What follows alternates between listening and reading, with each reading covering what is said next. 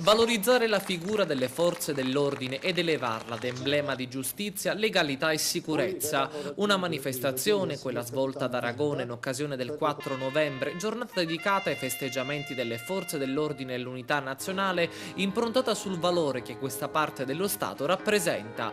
È importante inculcare nell'educazione, nell'istruzione dei nostri giovani ragazzi il senso della legalità che viene tutelato quotidianamente dai nostri angeli custodi che sono le forze armate che si ritrovano quotidianamente non solo a tutelarci sotto tutti i punti di vista, ma anche si trovano a disposizione di chi si trova in difficoltà. Un evento organizzato in tandem con il Rotaract Club Zolfare di Aragona, Comitini, Grotte e Racalmuto. Abbiamo ritenuto importantissimo portare avanti una linea, dico io, didattica nei confronti dei ragazzi, cioè festeggiare questa giornata e coinvolgere la scuola.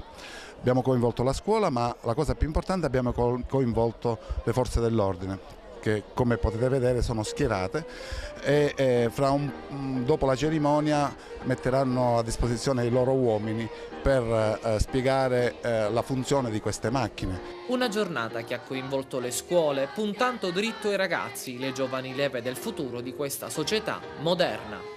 E abbiamo accolto l'occasione di questa manifestazione per trasmettere ai ragazzi anche il senso e il valore che le forze armate hanno ricoperto nel passato, ma che continuano a ricoprire nel presente per la salvaguardia della sicurezza, per esempio, dei cittadini e nei casi speciali per la tutela di quanti, tra quelli che vengono per via di mare e gli immigrati, diciamo, in che modo le forze armate si sono prodigate e si sforzano sempre per garantire a tutti sicurezza e tranquillità. Qual è il messaggio che hai recepito da questa giornata? Cioè che le forze armate ci aiutano e quando abbiamo bisogno di loro ci vengono ad aiutare. Grazie a queste forze armate noi possiamo essere salvati tipo dall'ambulanza se succede qualcosa, dai pompieri,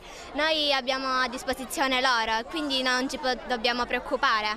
Quindi io chiamerei Emanuele